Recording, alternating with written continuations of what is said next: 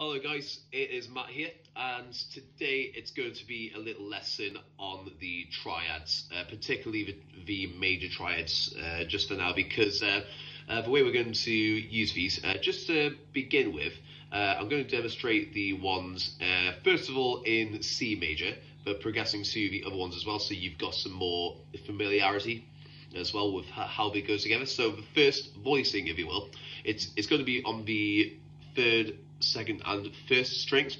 Okay, so the first one, again, as I said, C major, is going to be just the open on the third string, first fret on the second string, and the open on the first string. So again, open, first, open. Okay, good. So the second voicing, if you will, it's going to be again on the third string. It's going to be that. It's going to be the fifth fret with our second finger, fifth fret again with our third finger, and third fret with our first finger. Good. Now, third one is going to be this shape now. It's going to be ninth fret on the third, and we're barring the first and second strings on the eighth fret, so it's going to be 8 and 8 again. Okay, so 9, 8, and 8 from the third string. Now, fourth and final one. This is the one which you'll probably recognise from when you play the D major chord as well. So also called the D voicing. It's going to be that D major shape. It's going to be on the 12th, 13, and 12th fret. So let me explain these shapes, why we use them. These shapes are all based on chord voicings as well, because pretty much what triads are, they're just different voicing. They're the three notes of one chord, just spread throughout the next. So in this case, C major. Okay, so these are the voicings. So this one's the it's going to be the D shape. Okay, because we've played pretty much the same one. It's down here.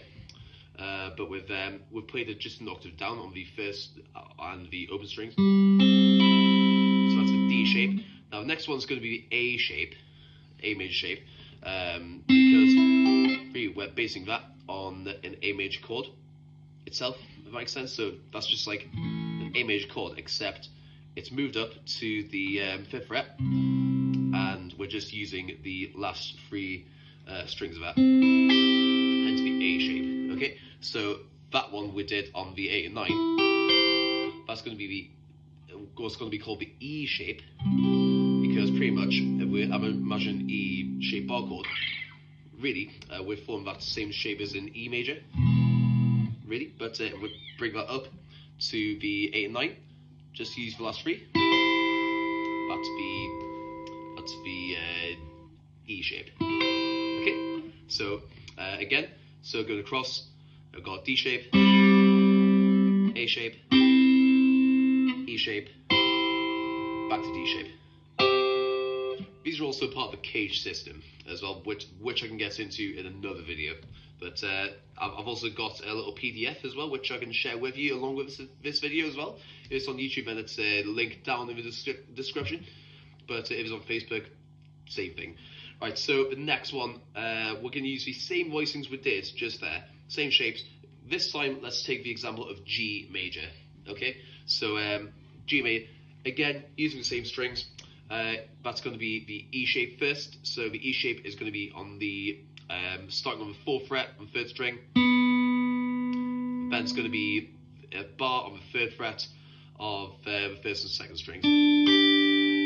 So the G, that's in the E shape, that's 4, 3 and 3. Good. So next it's the D shape, and that's going to be on frets 7, 8, and 7. Okay. Now next one, which is the A shape, that's going to be on 12 twice, and the 10th fret. And again, we're going an octave up from the original shape we did on the E shape again. This time it's going to be 16, 15, and 15 again, barred. And you might be asking as well, you know, why are you showing me these? Well, I mean, you're showing me these, but how would I use them? Well, the way you'd use them is in a few contexts as well. For outlining chord changes, for example, in a solo. So, for example, if you've got a song which is C to G, for example, there's a few ways you can do that. Yes, you can solo using a scale. That's absolutely fine. You can also do that. But if you want to outline the actual changes, you would also use you'll need to use probably the chord voicings and the notes and the chord tones of those changes. So here's where the triads come into place as well, because if we use V shapes, like from the C shape, or say, sorry, the C major, if I'm playing a solo, for example, and it's a high length of a C, I can use the C major scale,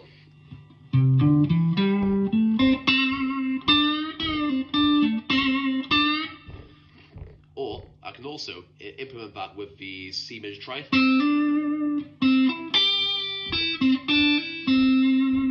See right there, I'll just use that.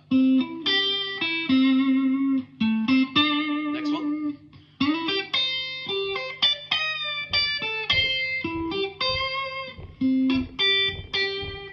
For example, and when I've got back in the same key of C major, and I'm switching to a G this time, what I can also do is I'm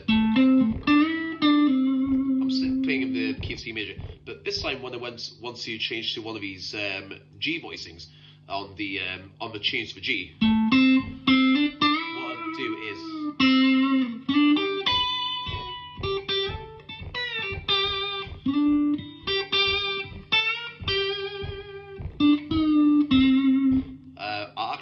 I did the G major triad in the D shape there because I wanted to outline that change as well. I wanted to highlight the chord it was changing to because it's great to use that scale, but there's no real aim unless you're absolutely certain what the notes are in the scale. These triads will really help you with your note choice as well. It'll help you to raise more familiarity as well with the notes you're playing, and as well as with knowledge of fretboard. So it's for that reason, as well as these triads I've just shown you today.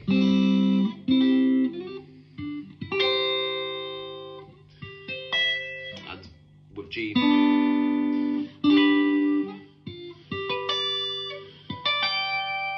I'm going to leave a little PDF down there. Just this is a reason as well. As well as these, I want you to sort of gain a bit of familiarity and confidence with these triads and for just these chords. And then what I'd like you to do is look at that PDF and just explore the ones in different chords.